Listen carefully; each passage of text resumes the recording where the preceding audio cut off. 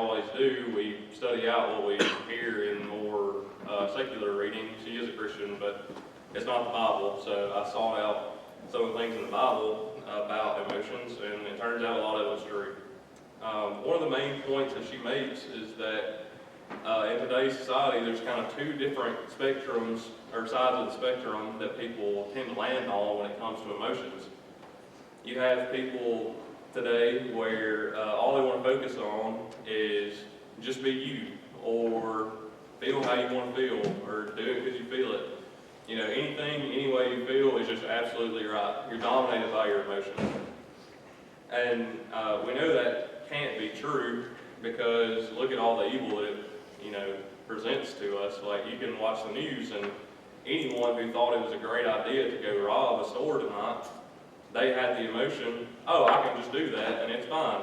But that's not correct. And you can even see that in the church world too. It's not like this is strictly in the secular world, right? I'm sure plenty of you have heard of or been a part of a church that split, right? And it didn't feel like at the time it was supposed to.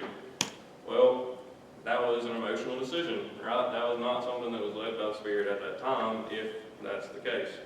There's always different scenarios with that, but as an example, that is one thing that could happen. Then the other side of the spectrum is people who deny their emotions. And these are people who, whether they have them or are just simply indifferent, they don't acknowledge them, they won't speak to anyone when they have problems, no one knows what they're going through until it's too much to bear for them. And that's how you see people falling out of church, is they have all these things that's burdening them and causing them anxiety and depression and sadness. Or even on the other side of that, they get to going really good in life and forget completely about God.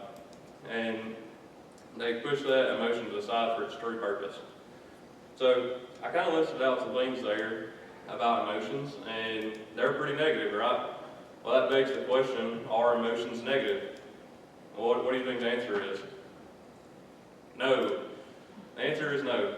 Because God gave us these emotions, right? He built our bodies in Genesis 1. You can go and read that. And it says in the Bible that every good and perfect gift comes from God. So if God put these in us, then they are meant to be for good. And once you start reading over it and through the Bible, God himself in the Old Testament expresses a lot of emotions, especially anger towards Israel when they don't follow him. But it's not just that either. Whenever Jesus comes and walks on this earth, he faces those same emotions, right? And we'll read about one here, but even in the book of John, you can read over how he was praying in the Garden of Gethsemane and had fear over him as he was about to face the cross. As a human man facing an eternal calling on his life as the Son of God, he had to fulfill that, but that flesh and that feeling overcame him, yet he didn't sin. That says that in the Bible. And then what we're going to talk about here, Jesus' friend has died, and these are people that he cared about. This is not just someone that he passed along on the street and said, oh, yeah, I'm going to resurrect him, because I'm jumping ahead in the story, but he doesn't just walk along and be like, oh, dead guy, let me resurrect him. All right, guys, I did it. There you go. He could have done the same acts and taught the same lesson with someone he didn't know, but yet it was someone he truly cared about as he walked through his life on earth. So, with all that being said, let's go ahead and get into the text. I think I want to talk about my wrap-up point on that a little bit later after we see it in the text. So I'm going to read a lot, probably through at least verse 44, and we'll start in verse 1, so it's going to be quite a bit, so bear with me. It says, now a certain man was sick named Lazarus of Bethany, the town of Mary and her sister Martha. It was that Mary which anointed the Lord with ointment and wiped his feet with hair, whose brother Lazarus was sick. Therefore his sister sent unto him, being Jesus, sent unto him, saying, Lord, behold, he whom thou lovest is sick. So we do see there that Lazarus was in fact loved by Jesus. And then in verse 4 it says, when Jesus heard that, he said, this sickness is not unto death, but for the glory of God, that the Son of God might be glorified thereby.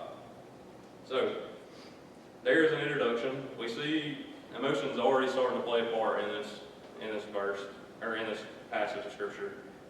As I told you to imagine yourselves earlier, if you could imagine your brother being on his deathbed, knowing that his only hope was Jesus, wouldn't you also cry out to Jesus?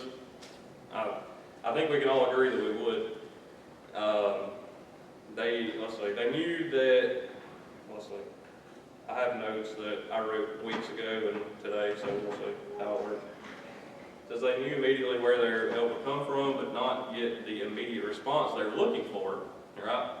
You would hope in our flesh that the answer comes immediate, but we don't always get that response. And that does tend to trigger some emotion in us. So keep that in mind as we continue to read along, that sensation of crying out to God and not getting the immediate response. We're all human. We've all felt these emotions before. This is not something that's new or world-breaking that I'm talking to you about tonight. We've all felt this. Okay. So in verse 5 it says, "Now Jesus loved Martha and her sister and Lazarus. When he had heard therefore that he was sick, he abode 2 days still in the same place where he was."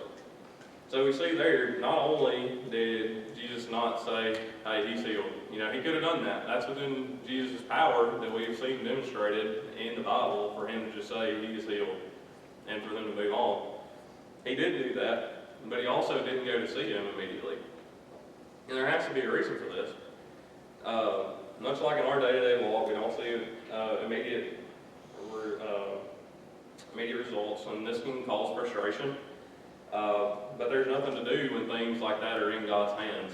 Another one of my favorite scriptures in John is when Jesus talks about how we can't be plucked out of God's hand. I paraphrase there, but we can't be plucked out of God's hand and He has a plan for us. There's all kinds of verses in the Bible that can encourage us in those situations when we are feeling these emotions that we can trust in God. And so what I wrote down was we should have the faith to trust God from the beginning, but if not, it will grow whenever God does answer that prayer. So let's continue on and see if that plays out as true. So going on to verse 7, "Then after that saith he to his disciples, Let us go into Judea again. His disciples say unto him, Master, the Jews of late sought to stone thee, and goest thou thither again? Jesus answered, Are there not 12 hours in the day? If any man walk in the day, he stumbleth not, because he seeth the light of this world. But if a man walk in the night, he stumbleth, because there is no light in him. These things said he, and after that he saith unto them, Our friend Lazarus sleepeth, but I go that I may awake him out of sleep. Then said his disciples, Lord, if he sleep, he shall do well. Howbeit Jesus spake of his death, but they thought that he had spoken of taking of rest and sleep. Then said Jesus unto them plainly, Lazarus is dead, and I am glad for your sakes that I was not there, to the intent you may believe. Nevertheless, let us go unto him. So we're starting to see some of the story reveal itself to us, and what we're trying to learn out of this lesson already. It's the same lesson that Jesus was trying to teach his disciples here, right? These are also the same people that probably were friends with Lazarus too. This is not like Jesus was the only person connected to Lazarus. They also cared for him, and they were confused whenever he would say such things as, he is dead, and we're going to see him, because that doesn't make sense to our human minds. But what he's trying to show them is that, I have a plan for us, I have a plan for you specifically. It's just not always when you want it to happen. I'm going somewhere with that, but bear with me. Okay, so in verse 16, I believe is where I left off. Okay, so then said Thomas, which is called Didymus, unto his fellow disciples, Let us also go, that we may die with him. Then when Jesus came, he found that he had lain in the grave 4 days already. Now Bethany was nigh to Jerusalem, about 15 furlongs off. And many of the Jews came to Martha and Mary to comfort them concerning their brother. That'll come back in a minute. In verse 20 it says, Then Martha, as soon as she heard that Jesus was coming, went and met him, but Mary sat still in the house. Then said Martha unto Jesus, Lord, if thou hadst been here, my brother had not died. But I know that even now, whatsoever thou wilt ask of God, God give it thee. So there again, Martha, she's expressing some anger towards God at this point, some sorrow, some real grief, and just all these emotions. I'm trying to get you to recognize as we go through here all the emotion and this human element of the story that God's trying to show us as He wrote this passage and allowed it to be written and given to us in the Bible here. And so then in verse 23, Jesus saith unto her, Thy brother shall rise again. And Martha saith unto him, I know that he shall rise again in the resurrection at the last day. And Jesus said unto her, I am the resurrection and the life. He that believeth in me, though he were dead, yet shall he live. And whosoever liveth and believeth in me shall never die. Believest thou this?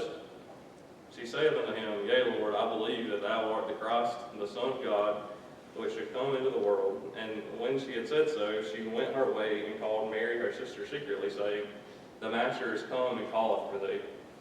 And as soon as she heard that, she arose quickly and came unto him. Now Jesus was not yet come into the town, but was in that place where Martha met him. The Jews then, which were with her in the house and comforted her, when they saw Mary, that she arose up hastily and went out to follow her, saying, She goeth unto the grave to weep there. So there again, not only do we see some more emotions coming out of Mary where she's trying to express her sorrow, but we see those people again. We see those people that are still with her, still trying to comfort her. That will come up in a moment. So, let's see. I was in verse 31. So in verse 32 it says, Then when Mary was come where Jesus was and saw him, she fell down at his feet unto him, at his feet, saying unto him, Lord, if thou hadst been here, my brother had not died.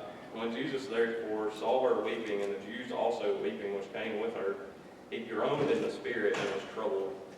It moved him that she had these emotions, and said, Where have you laid him? They said unto him, Lord, come and see. And then the famous verse, Jesus wept. There's a lot to be said in those two words, by the way. I hopefully will get to in a minute if I don't forget it, but I got to finish this verse. It says, Then said the Jews, Behold how he loved him. And some of them said, Could not this man which opened the eyes of the blind have caused that even this man should not have died? Jesus therefore, again groaning in himself, cometh to the grave. It was a cave, and a stone lay upon it. Jesus said, Take ye away the stone. Martha, the sister of him that was dead, saith unto him, Lord, by this time he stinketh, for he hath been dead 4 days. Jesus saith unto her, Said I not unto thee, that if thou wouldst believe, thou shalt see the glory of God? Then they took away the stones from the place where the dead was laid. And Jesus lifted up his eyes and said, Father, I thank thee that thou hast heard me. And I knew that thou hearest me always, but because of the people which stand by, I said it, that they may believe that thou hast sent me.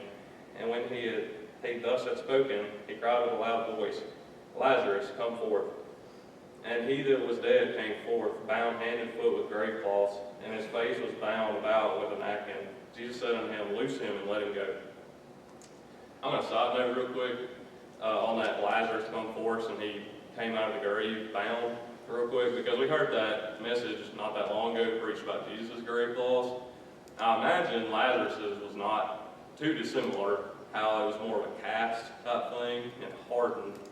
Yet when Jesus called, he overcame what was an impossible situation for him to move in to come. So I thought that was pretty cool. That's free. That's not part of the lesson. So let's recap. There's a couple of things that we're trying to learn here. And a lot of it starts in verse 35 and expands outwards. So Jesus wept.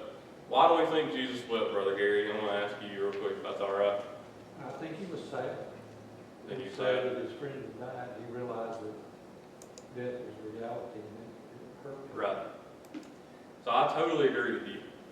I think that Jesus wept not only because he was sad that his friend had died, but this is Jesus. He is 100% God, even though he's wrapped in flesh.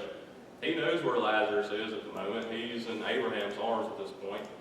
He knows that all these people around him are disappointed and think that his power is diminished for some reason, or he has chosen to not save his friend because he was not there before he had died. And he knows not only that, but he also knows in the future, like in 5 seconds, he's about to raise him up. And then further along, they're all going to die again, and it doesn't mean anything at this moment. But he still had sympathy and empathy for his friends, Martha and Mary. And that's the core of what I wanted to talk about. Sympathy and empathy is a different emotion in the Bible than any of the other emotions. When you talk about some of the core emotions that humans feel, being sadness and anger and happiness and fear and those two other ones that are less important to me at the moment. They're less important. But there's so many verses in the Bible where God's given us direction on how to handle those situations. And the point of it all is to point us back to God in every situation. When you talk about fear, you have Psalms 23. I totally blank on Psalms 23. I feel terrible now. The Lord is my shepherd, I shall not want. He maketh me lie in green pastures, all that good stuff. I'm going to read it now because I butchered that. I rehearsed this before I came, and I had it. I was so good on it. So in Psalms 23, and, if you're in a fearful situation, you can go and read this, and it's pointing you back to God completely. It says, the Lord is my shepherd, I shall not want. He maketh me to lie down in green pastures. He leadeth me beside the still waters. He restoreth my soul. He leadeth me in the path of righteousness for his name's sake. Yea, though I walk through the valley of the shadow of death, I will fear no evil, for thou art with me. Thy rod and thy staff, they comfort me. That was the verse I was trying to remember. So we have those situations in fear, and we can go to these verses, and there's God in that. And he can help us through those situations. Not only fear, but we have happiness. I already talked about every good and perfect thing comes from God, right? Well, over in Ecclesiastes, chapter 3, it talks about that again in a different context. It's talking, this is right after he talks about a season for everything, but the header over this is God made everything beautiful. In verse Ecclesiastes 3:12 it says, I know that there is no good in them, but for a man to rejoice and to do good in his life. And also that every man should eat and drink and enjoy the good of all his labor. It is the gift of God. So there again, if anything good happens to you in your life, it's not because of you. It's because God gave that to you. It's trying to direct you. All these emotions are trying to direct you to God is the ruler over our lives, and that there isn't anything that we can do that's good or bad in us. It's all from God that allows us to happen to us. And when we have these emotions, it's not meant to drive us away from God. It's supposed to draw us to God. And so, before I forget it, when I was talking about emotions earlier in two spectrums, there is a balance in between that where we can be and should be. It's that we should feel those emotions because God did give them to us, but we should feel them with the wisdom of God, which the wisdom of God comes from the Bible, right? So, to tie all that together, that's kind of what I want to say about that. So let's get back to the story of Lazarus. I know I'm jumping all over the place. And if you want more verses on specific situations, I have plenty written down in my notes over here that I don't feel the need to read all through tonight. But if you're going through a hard time, I probably have a verse for you. Or a good time, I guess. So, we see back over here in John that we've read through the story. Lazarus has been risen from the dead. But before all that, there was that group of people that I kept mentioning that was with Mary. And I thought about that for a long time because, like I said, sympathy and empathy are a very unique emotion in the Bible. It's not that they're emotion, or they're not verses that direct you in a certain way when you feel these emotions. It's directive to feel these emotions. And I think, based on what we talked about Jesus felt when he wept, he's trying to give us that example to feel it also. And in case you don't know what the definition of empathy and sympathy is the ability to understand another person's thoughts or feelings or attitudes. And sympathy is sharing an emotion with someone, which is to imply that you have been through a similar situation.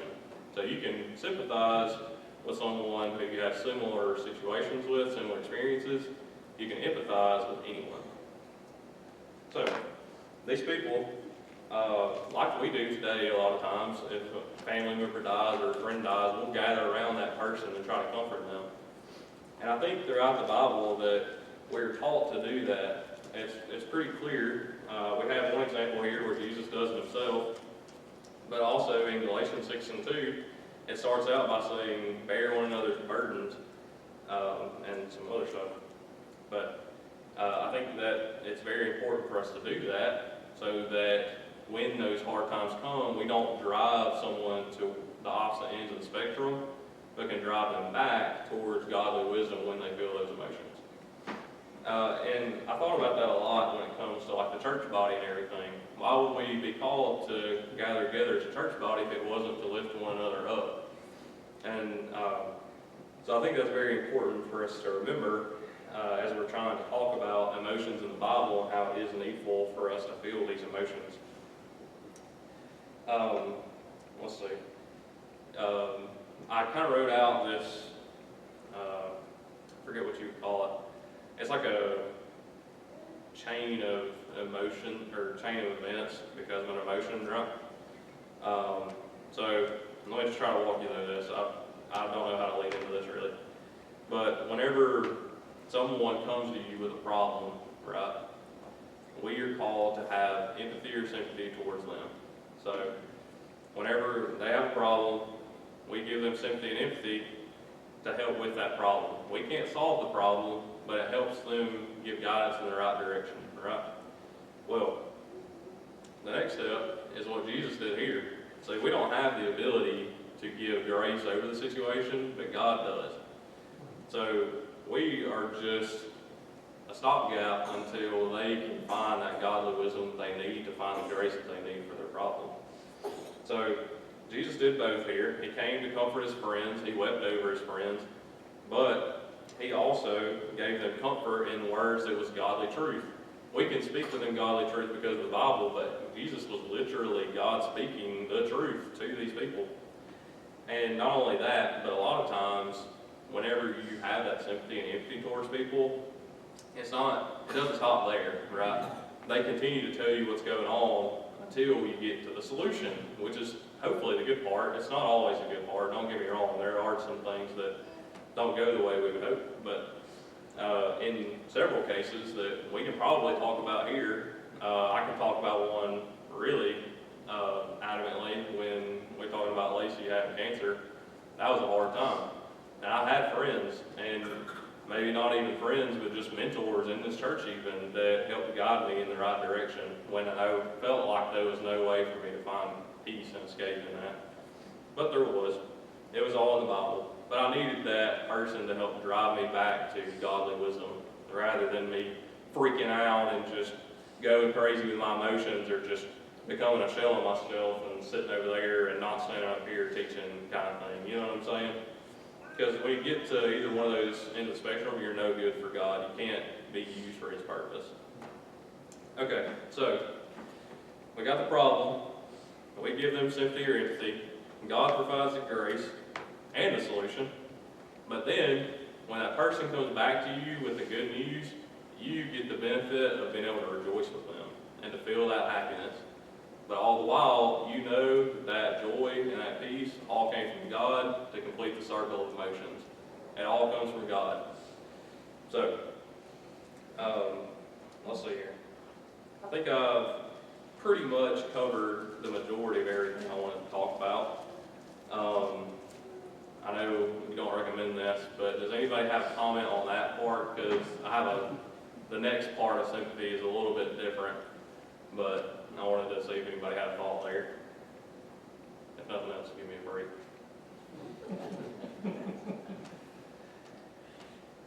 You know how this feels, right? Okay. Thank you. I was concerned if it was just me. Okay. So, sympathy and empathy, we are called to feel that. The opposite of that, I already talked about a little bit, was indifference. Okay. Now, if we are supposed to sympathize with people who are Christians that are going through hard times, how much more so are we supposed to sympathize with those that are lost and dying that don't know that hope? I want that to sit there for a second. And I'm very thankful that Brother Cole kind of took the heavy part of this away from me, because I was really concerned and I really prayed about it. So God does answer prayers about sermons too, didn't I? Or lessons. I'm not preaching, but yeah. So we talk about it a lot, where we mention like, yeah, we need to pray for the lost, right? And we should say it like that and everything, but I think that as a church, we need to be extremely intentional, just like we would if we were talking about some Christian that was going through a hard time, right? Because these people, right, if we've talked about it some before, if we truly believe that Christ is coming back any day now, if he comes back tomorrow and you didn't talk to that person, what's the result? It's not good. And this has weighed on me for weeks, so I'm sure that's a little bit heavy to hear, but it's true, and we are the ones that have been called and commissioned by God. You can read in the end of John where he sends us out into the world to share the gospel with others, to do that, because we are that hope. We are that stopgap. I don't want to say mediator because that's reserved for Christ, but we're the stopgap between their problem becoming a bad solution and a good solution. So, I'm guessing you can all tell where I was going with my earlier comment about wanting to pray after, because I would love for us to be very intentional about people that we want to see grow in God or be saved. And even if it's not with me, and even if it's not out loud to the church, you need to be intentional with yourselves, because the effectual fervent prayer of a righteous man availeth much.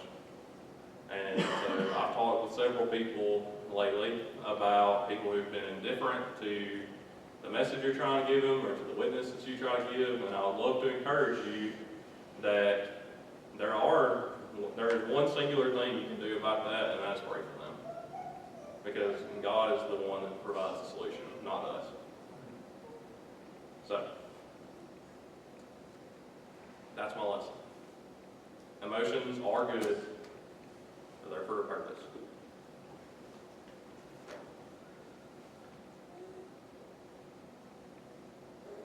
Okay.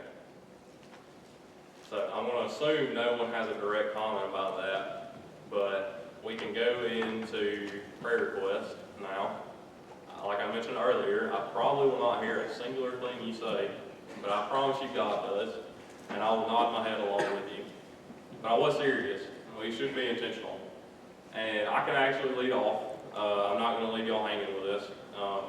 So Sunday, I went and had all this burden on my heart for like a month and a half now. So I have a cousin who's like 12, 13 years old. She was lost as far as I knew, and I tried to give her a little piece of the gospel. I tried to share some of your sermon, Brother Cole, and just kind of talk to her about it, get her feet wet with it. And later I found out that supposedly she's saved, according to her in a way, but she's not being very vocal about it. And I would really love her to be a little bit more confident and assured and share that with us. Her name's Jade, and I would really love to see that, because as far as I know, that's the only other person that is under what you stereotypically see as the age of accountability that's not saved in my family.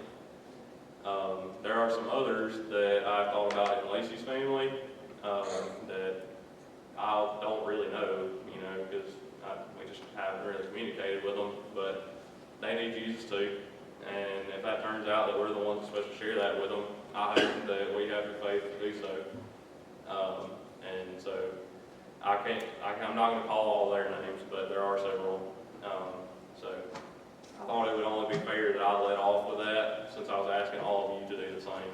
But again, you don't necessarily have to admit it to me. Confession is not necessarily for humans, it's for us to confess to God.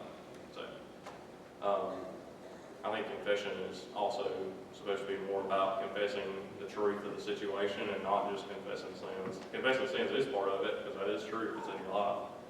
But it shouldn't just be reserved for sins. So I'll open the floor to anybody else.